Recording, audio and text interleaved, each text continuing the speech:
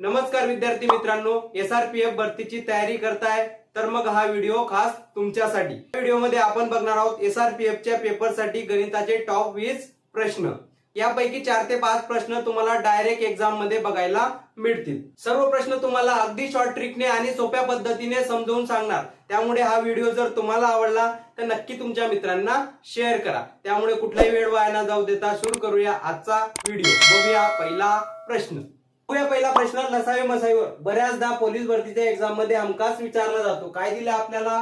मसावी दिलाय 72, लसावी दिलाय 144 आणि एक संख्या दिली 72, तर दुसरी संख्या आपल्याला काढायची। मग कसं काढणार बघा।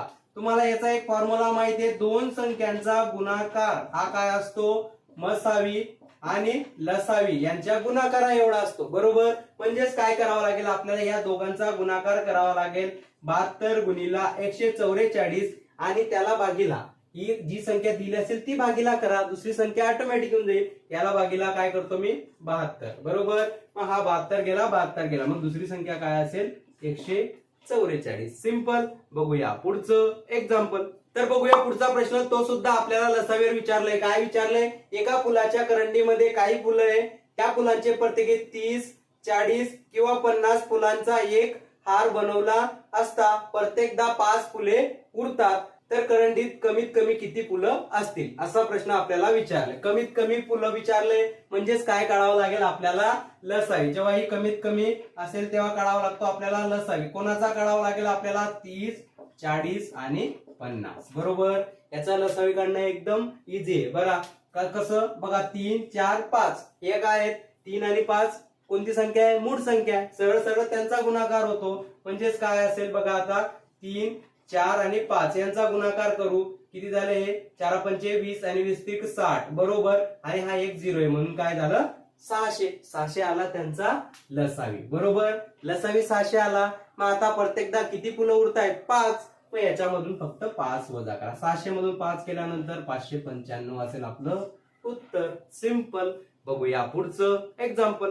बघूया पुढचा प्रश्न। पुढचा प्रश्न आपल्याला नफा तोटावर विचारलंय। काय दिले आपल्याला? 25 बावलांची खरेदी किंमत ही 20 बावलांच्या विक्री किंमत एवढी आहे, तर शेकडा नफा किंवा तोटा आपल्याला काढायचा आहे। मग कसं काढणार बघा। इथे काय? 25 बावल्यांची खरेदी किंमत इक्वल टू काय आहे? 20 बावल्यांची विक्री किंमत, बरोबर। मग आता सीपी आणि एसपी चा आपल्याला रेशो काढावा लागेल, बरोबर। हा इकडे गुणतो इकडे भागेल, मग हा 20 आहे, बरोबर। याला भागेला काय असेल? 25। हा गुणत होता इकडे भागेल, याला भाग जातोय बघा। 4 पंचे 20 आणि 5 5 25, म्हणजे हे आलं 405, बरोबर। म्हणजेच काय आता? सीपी आणि एसपी चा रेशो आपल्याकडे आला बघा। ही खरेदी किंमत आली 4, विक्री किंमत आली 5, बरोबर। कितीचा नफा झाला त्याला बघा? 4 पासून 5 रुपये कमवले, म्हणजे 1 रुपया कमवला। किती रुपयावर? 4 रुपयाला। गुणीला 100 करा, किती असणार आहे? 25%। हा असेल आपला प्रॉफिट। सिंपल। बघूया पुढचं एक्झाम्पल। बघूया पुढचा प्रश्न। पुढचा प्रश्न सुद्धा नफा तोटावर विचारलाय। काय दिले आपल्याला? 10 रुपयाला 12 प्रमाणे संत्री खरेदी केल्या आणि विकताना 12 रुपयाला 10 याप्रमाणे विकल्या, तर त्याला शेकडा नफा किती झाला असेल असं आपल्याला विचारलंय। मग कसं सॉल्व्ह करणार बघा। आता आपल्याला संत्री किती दिलाय? 10 रुपयाला 12 घेतला आणि 12 रुपयाला 10 विकतोय, बरोबर। पण संत्रीची संख्या सारखी आहे का? नाही। अगोदर पहिले संत्री सारखी करा बघा। इथे 12 इथे 10, यांचा उलटा गुणाकार करून टाका, म्हणजे याला गुणीला 10 करा तर याला गुणीला सुद्धा 10 करा, बरोबर। याला गुणीला 12 करा तर याला गुणीला सुद्धा 12 करा। म्हणजेच मला सांगा आता खरेदी किंमत किती आली? 10 गुणीला 10 100। विक्री किंमत किती आली तुमची? 12 गुणीला 12 144। आता 100 रुपयावर किती रुपये कमवले त्याने? 144 म्हणजे 44 रुपये कमवले, बरोबर। किती रुपयावर? 100। शेकडा नफा काढायचा आहे, गुणीला 100। 100 गेले 100 गेले, बरोबर। 44% प्रॉफिट त्याला झाला असेल। सिंपल। बघूया पुढचं एक्झाम्पल। प्रश्न हा डिस्काउंट सूट वर विचारलाय। काय दिलंय आपल्याला? एक दुकानदार 32 रुपये छापील किमतीवर 20% सूट देतो, तर ग्राहकाला तो पेन किती रुपयाला पडेल? असा प्रश्न आपल्याला विचारलाय। मग कसं सॉल्व्ह करणार बघा। आपल्याला माहितीये एमआरपी वरच आपल्याला डिस्काउंट भेटेल, बरोबर। कोणीही खरेदी किमतीवर आपल्याला डिस्काउंट देणार नाही, एमआरपी वरच डिस्काउंट भेटतं। आता कितीचं डिस्काउंट दिलंय त्याने? आपल्याला सूट किती दिली? 20%ची। 20% म्हणजेच काय? 20 भागीला 100, म्हणजेच भाग जाईल एकाच 5, म्हणजे 20 21 20 5 100 एकाच 5 बरोबर. आता आपल्याला डिस्काउंट कशावर मिळतंय? एमआरपी वर बरोबर. एमआरपी वर डिस्काउंट मिळाल्यानंतर ही काय असेल? त्याची विक्री किंमत. समजून घ्या 5 रुपये त्याची एमआरपी होती बरोबर. त्याच्यावर कितीचं डिस्काउंट दिलं? 1 रुपयाचं. म्हणजे ग्राहकाला किती रुपयाला मिळाले? 5 मधून 1 गेल्यानंतर कितीला असेल? 4 रुपयाला बरोबर. म्हणजे आता एमआरपी म्हणजे 5 ची किंमत आपल्याला किती दिली? 32 दिलेली आहे बरोबर. मग एकाची किंमत काढू. काय असेल? 32 भागीला 5 किती येणार आहे? 32 भागीला 5 6 पंचे 30 6.4 येतील बरोबर. 6.4. आता आपल्याला विक्री किंमत काढायची आहे. काय? 4. मग याला गुणिला सुद्धा 4 करा. किती येणार आहे? 4 4 गुणिला 4 16 4 1 6 चौक 24 आणि 1 25 म्हणजे 25.6 ही असेल त्याची विक्री किंमत. सिंपल. बघूया पुढचं एक्झाम्पल. बघूया पुढच्या एक्झाम्पल मध्ये आपल्याला सरासरी वेग काढायचा आहे. बघूया काय प्रश्न विचारलाय. एक मोटरसायकल ए पासून बी पर्यंत 60 किलोमीटर पर आवर ने जाते तर वापस येताना बी पासून ए पर्यंत 40 किलोमीटर वेगाने येते तर त्या मोटरसायकलचा सरासरी वेग आपल्याला काढायचा आहे. मग कसं सॉल्व्ह करणार? बघा. एक मोटरसायकल आहे ए पासून बी पर्यंत जाते आणि बी पासून ए पर्यंत जाते म्हणजे दोघांचं अंतर काय आहे? अंतर सारखं आहे बरोबर. अंतर जर सारखं असेल तर तुम्हाला सगळ्या टीचरने एक फॉर्म्युला रटवला आहे. जर सरासरी तुम्हाला वेग काढायचा असेल, अंतर सारखं असेल तर काय करतो आपण? 2 गुणिला एक्स वाय आणि खाली एक्स प्लस वाय. एक्स काय असेल? जाण्याचा स्पीड. वाय काय असेल? येण्याचा स्पीड. काय दिलं आपल्याला? बघा. हा दिलाय 60 किलोमीटर पर आवर, दुसरा दिलाय 40 किलोमीटर पर आवर. या दोघांची बेरीज 60 अधिक 40 किती होणार आहे? मग 2 गुणिला 60 गुणिला 40 बरोबर. आणि खाली काय असेल? 100 बरोबर. हा 0 गेला, हा 0 गेला, हा 0 गेला, हा 0. काय उरलंय आता? बघा. 6 चौक 24 24 दुने 48 किलोमीटर पर आवर हा असेल त्याचा सरासरी वेग. सिंपल. बघूया पुढचा प्रश्न. पुढचा प्रश्न आपल्याला कामवर विचारलाय. काय दिलंय आपल्याला? एक्स आणि वाय मिळून एक काम 15 दिवसात पूर्ण करतात. एकटा वाय तेच काम 25 दिवसात पूर्ण करतो तर एकटा एक्स ते काम किती दिवसात पूर्ण करेल? असा प्रश्न आपल्याला विचारलाय. मग कसं सॉल्व्ह करणार? बघा. लिहिताना काय लिहायचं? एक्स अधिक वाय 15 दिवस, वाय 25 दिवस बरोबर. नंतर काय करायचं? 15 आणि 25 चा काय घ्यायचा? लसावी. किती येणार आहे लसावी? बघा. लसावी जर घेताना तुम्हाला जमत नसेल तर कसा घ्यायचा? बघा. वर 15 लिहायचा, खाली 25 लिहायचा बरोबर. याला भाग जातोय. कितीचा भाग जातोय? बघा. याला जातोय भाग. कितीचा भाग जातोय? 5चा 3 5 15 आणि 5 5 25 म्हणजे किती झालं? 3/5 बरोबर. मग आता काय झालं? याचा लसावी काढायचा आहे. एकतर 15 गुणिला 5 करा किंवा 25 गुणिला 3 करा, सारखं येणार आहे बरोबर. 15 गुणिला 5 केलं तरी तेच येणार आहे आणि 25 गुणिला 3 केलं तरी ते येणार आहे. म्हणजे याचा लसावी आला 75 बरोबर.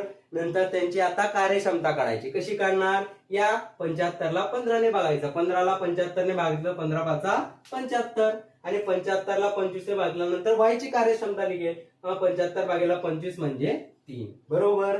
आता मला सांगा या दोघांची कार्यक्षमता किती आहे? 5 आणि एकट्या वायची किती आहे? 3. मग आपल्याला कोणाची काढायची आहे? एक्स ची. ती किती असेल? सांगा बरं. 5 मधून 3 वजा करायला असेल ती असेल 2. आणि मग काय करावं लागेल? या 75 ही टोटल वर्क आहे बरोबर. हे असेल आपलं टोटल वर्क. त्याला फक्त एक्सच्या कार्यक्षमतेने बघायचं. 75 भागीला 2 म्हणजेच काय येणार आहे? 37 1/2 दिवस एकट्या व्हायला लागतील. सिंपल. बघूया पुढचं एक्झाम्पल. पुढचा प्रश्न सुद्धा कामवर विचारलाय. ए बी च्या दुप्पट वेगाने काम करतो.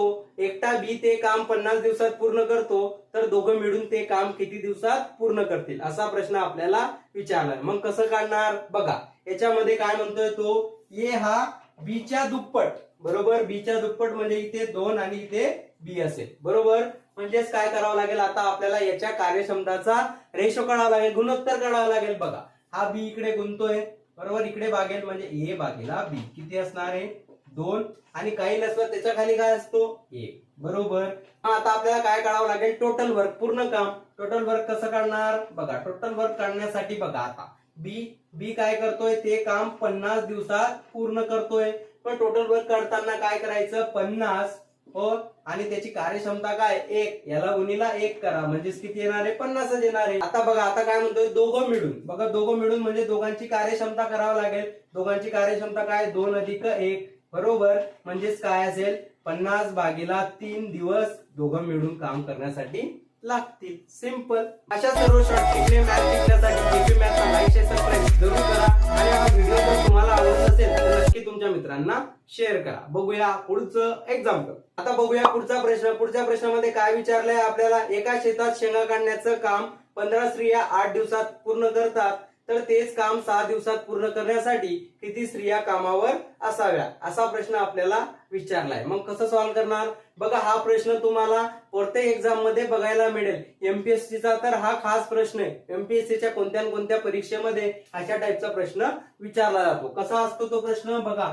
तो असतो M1 D1 H1 भागीला असतो W1 वर्क असेल त्यालाच काय म्हणतो आपण M2 D2 S2 आणि भागीला W2 बरोबर. म्हणजे एमडीएस च्या कन्सेप्टवर हा विचारला जाणारा प्रश्न आहे. बघा आता आपल्याला काय म्हणतोय, 15 स्त्रिया 8 दिवसात काम पूर्ण करतात, म्हणजे M च्या जागावर 15 आणि 8 दिवसात बरोबर.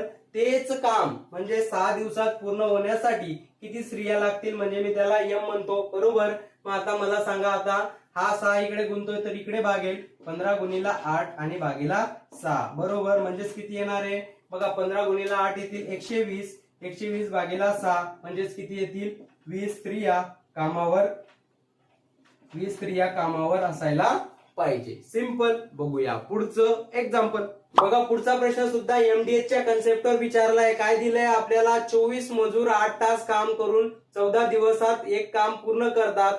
तेच काम पूर्ण करताना रोज 6 तास काम करून 8 दिवसात काम पूर्ण करण्यासाठी किती मजूर लागतील, असं आपल्याला विचारलंय. मग कसं सॉल्व्ह करणार बघा. काय दिलंय आपल्याला, 24 मजूर बरोबर. म्हणजे 24 मजूर किती तास काम करतायत, 8 तास बरोबर. किती दिवस लागतायत त्यांना, तर त्यांना लागतायत 14 दिवस बरोबर.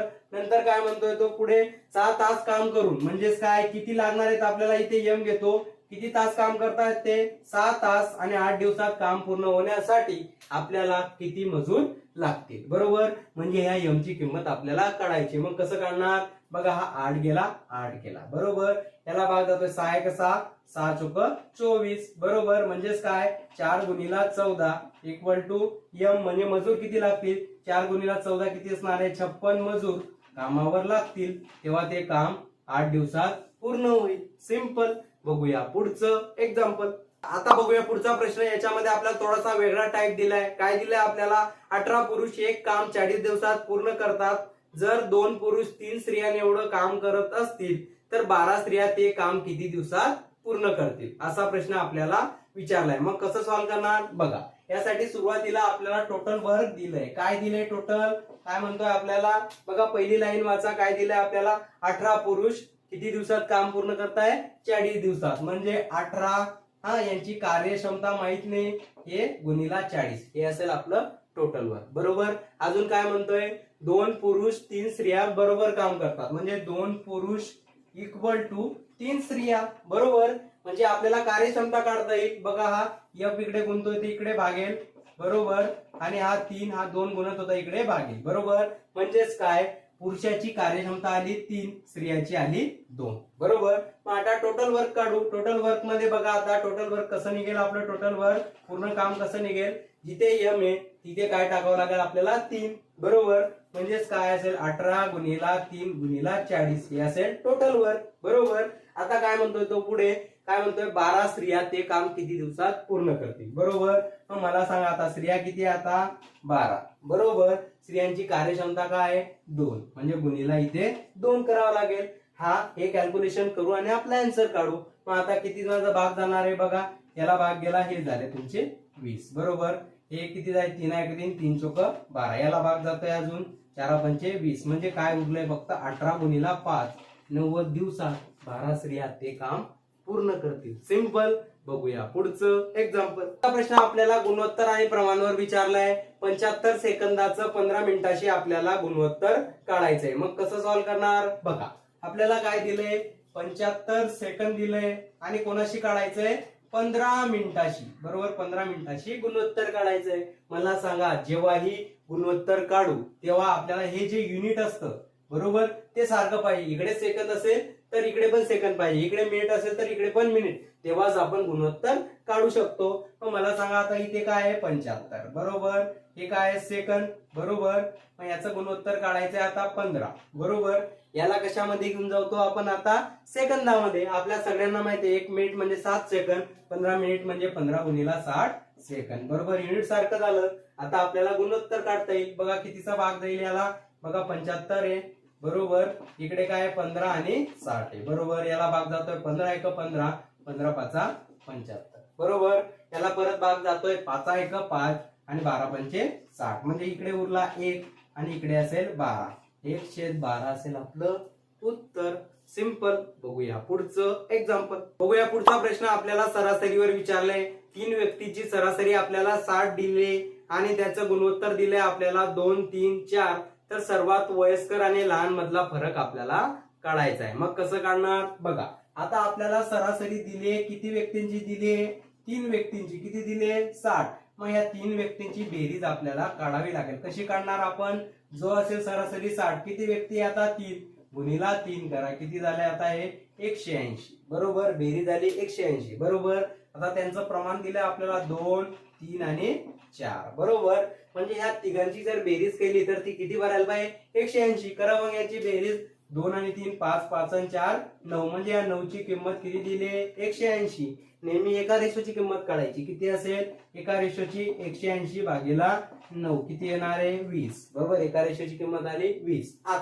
आता जो सर्वात कमी रेशोचा असेल तो लहान असेल. बरोबर, आणि जो सर्वात मोठा रेशो असेल तो असेल वयस्कर. बरोबर, पण त्यांचा फरक काढायचा आहे. फरक म्हणजे 4 मधून 2 गेल्यानंतर 2 चा फरक पडेल, 2 युनिटचा. मग याला गुणिला फक्त 2 करा. किती असेल 20 गुणिला 2 40 वर्षांचा फरक त्यांच्यामध्ये असेल. सिंपल. बघूया पुढचं एक्झाम्पल.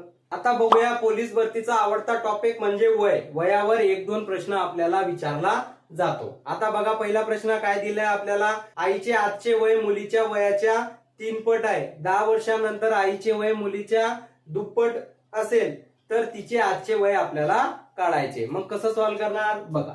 आता आपल्याला बघा आजचा रेशो दिलाय त्यांचा. बरोबर, आजच्या वयाचा रेशो दिला आपल्याला.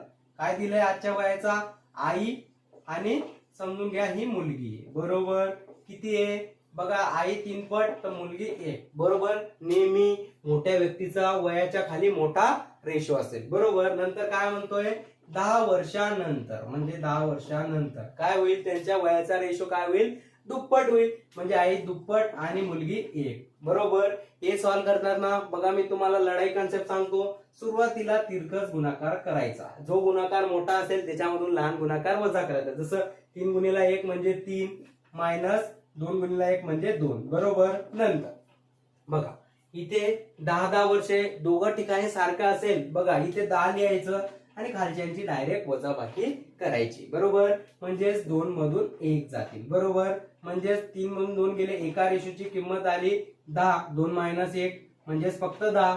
एका रेशोची किंमत आली 10. बरोबर, मग आजचा आईचा रेशो काय 3. मग याला गुणिला 3 करा. आईचा आजचं वय असेल 30 वर्ष. सिंपल.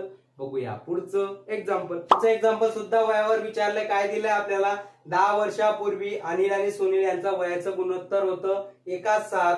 10 वर्षानंतर त्याचं वयाचं गुणोत्तर 1:2 झालं तर अनिलचं आजचं वय आपल्याला विचारलंय. मग कसं सॉल्व्ह करणार बघा. आता आपल्याला दिलाय पहिले 10 वर्षापूर्वीचा रेशो. कितीचा 10 वर्षापूर्वीचा. कोणाचा दिलेला आपल्याला सुनील आणि अनिल. बरोबर, याचा रेशो आपल्याला दिलेला आहे. किती दिलेला आहे तो दिलेला आहे 1:7. बरोबर, काय किती दिला आपल्याला 1:7 दिलेला आहे. बरोबर, तर पुढे काय म्हणतो 10 वर्षानंतर. बरोबर, 10 वर्षानंतर म्हणजेच काय टाइम पिरियड काय झाला हा 10 वर्ष अगोदर आणि आजच्या 10 वर्षानंतर किती झालं मग 20 वर्षाचा कालावधी झाला. याच्यामध्ये गुणोत्तर काय दिले त्याचं काय दिलं आपल्याला अनिल आणि सुनीलचं 1:2. बरोबर, परत इथे लढाई कन्सेप्ट लावू. कसा लावणार बघा. मोठ्या संख्येत या तिरकस गुणाकार करायचा. मोठा गुणाकार अगोदर लिहायचा त्याच्यामधून लहान गुणाकार. म्हणजे बघा 7 गुणिला 1 7 आणि 2 गुणिला 1 2 म्हणजे 7 वजा 2. बरोबर, नंतर काय करायचं इथे काय 20 लिहिला. या दोघांची वजाबाकी करायची. 2 मधून 1 केलं. बरोबर, मग आता किती आले 7 मधून 2 गेले 5. बरोबर, आणि हा इकडे 20. एका रेषेची किंमत काढायची. 20/5 म्हणजे 4 येईल. बरोबर, आता कोणाचं वय काढायचं आहे आपल्याला अनिलचं. बरोबर, अनिलचं म्हणजेच काय याला गुणिला 4 करा. बरोबर, 4 वर्ष हे कोणतं वय आहे त्याचं 10 वर्षापूर्वीचं, बरोबर, कारण की हा 10 वर्षापूर्वीचा रेशो आहे. मग आजचं काय असेल, आजचं काढण्यासाठी याच्यामध्ये 10 प्लस करा, 14 वर्ष असेल आणि याचं आजचं वय. सिंपल. बघूया पुढचं एक्झाम्पल. बघूया पुढचा प्रश्न सुद्धा वयावर विचारलाय आपल्याला. राधा आणि सुधा यांच्या वयाची बेरीज 60 वर्ष आहे आणि आणखी 5 वर्षानंतर त्यांच्या वयाचं गुणोत्तर 3:4 असल्यास त्यांच्या आजच्या वयाचं गुणोत्तर आपल्याला काढायचंय. मग कसं काढणार बघा. अगोदर त्यांची बेरीज आपल्याला दिली. किती दिली बेरीज सांगा बरं. दिली आपल्याला 60 वर्ष, बरोबर.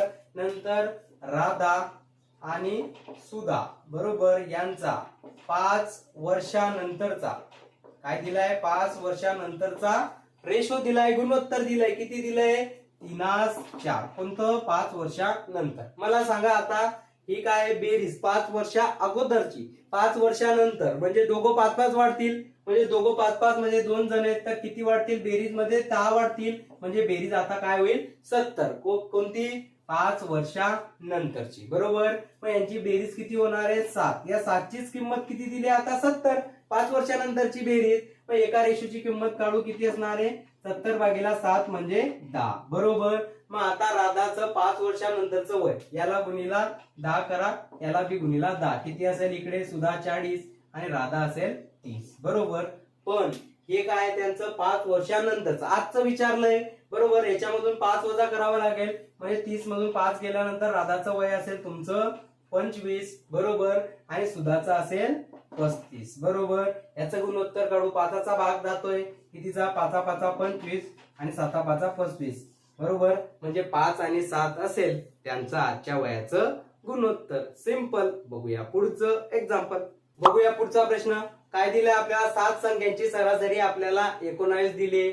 त्यापैकी पहिल्या 6 संख्यांची सरासरी 15 असल्यास 7वी संख्या आपल्याला काढायची. मग कसं सॉल्व्ह करणार बघा. आपल्याला काय दिलंय, पहिले 7 संख्यांची सरासरी ऍव्हरेज किती दिलाय 19. त्याची बेरीज काढू. बेरीज काढताना 19 किती संख्या आहे 7 गुणीला 7. गुणाकार 19 गुणीला 7 133, बरोबर.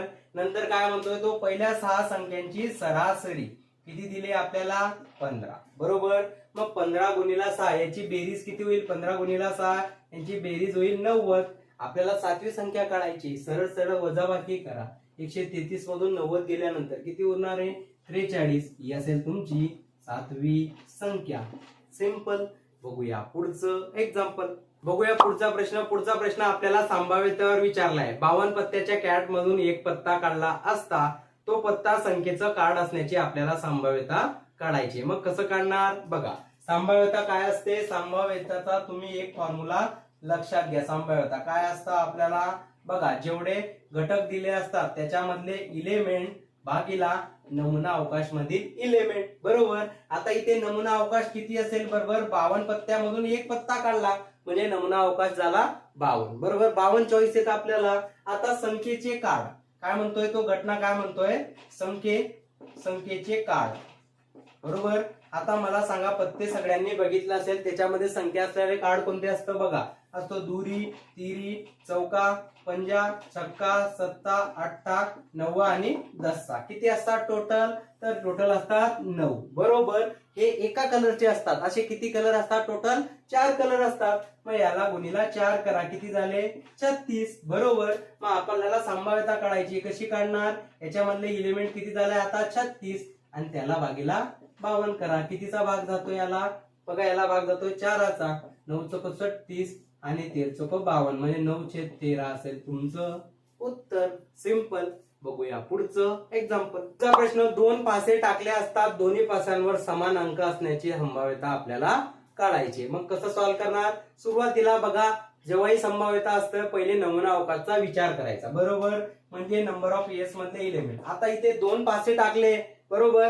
2 पासे टाकल्यानंतर नमुना अवकाश काय आहे तो 6चा वर्ग 36, बरोबर. कसा येतात तो शॉर्ट मध्ये सांगतो बघा. पहिल्या पासावर 1 पडेल, दुसऱ्यावर 1 पडला, नंतर 2, नंतर पहिला 1 कॉमन ठेवला, नंतर 3, असं करत करत किती इलेमेंट भरतील ते 36, बरोबर. नंतर आता घटना काय म्हणतोय तो, काय म्हणतोय आपल्याला दोघी पासांवर समान अंक, बरोबर. म्हणजे दोघी पासांवर समान म्हणजे पहिल्यावर बी 1, दुसऱ्यावर बी 1 पाहिजे, दुसऱ्यावर 2, दुसऱ्यावर पण 2 पाहिजे, नंतर 3, 3, नंतर 4 4 नंतर काय असेल 5 5 नंतर 6 6 टोटल किती झाले आता हे मोजा बरं 1 2 3 4 5 आणि 6 झाले बरोबर. आता आपल्याला काय काढायचंय संभाव्यता काढायची प्रोबॅबिलिटी काढायची. मग कसं काढणार बघा या घटना ए मधले इलिमेंट किती झाले 6 त्याला भागीला नमुना अवकाश मध्ये इलिमेंट 36 म्हणजेच काय असेल 1/6 असेल आपली संभाव्यता. सिंपल.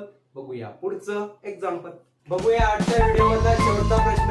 हा व्हिडिओ जर तुम्हाला आवडला असेल तर नक्की तुमच्या मित्रांना शेअर करा आणि अशाच व्हिडिओसाठी तुम्ही जेपी मॅथला लाईक शेअर सबस्क्राईब जरूर करा. बघूया शेवटचा प्रश्न. आपल्याला काय दिलंय लाल 20 चेंडू दिले पांढरे 40 आणि काळे 50. तर एक चेंडू यादृच्छिक पद्धतीने काढला असता तो काळा असण्याची संभाव्यता आपल्याला विचारली. मग कसं काढणार बघा. आता आपल्याला एक चेंडू काढायचा आहे म्हणजेच काय करायचं नमुना अवकाश काढण्यासाठी सरळ सरळ सगळ्यांची बेरीज करायची. किती चेंडू आहे 20 नंतर 40 नंतर 50 किती येणार आहे 110 बरोबर. 110 बेरीज झाली. आता तो काळा असण्याची काळे किती आहे मग 50 बरोबर. मग आपल्याला काय काढायची आहे संभाव्यता काळ्यांची संभाव्यता काढायची आहे किती असेल 50 भागीला 110 हा 0 गेला हा 0 गेला म्हणजे 5/11 ही असेल काळ्या असण्याची संभाव्यता. सिंपल. भेटूया पुढच्या व्हिडिओमध्ये एक नवीन कन्सेप्ट नवीन टॉपिक सोबत. जय हिंद.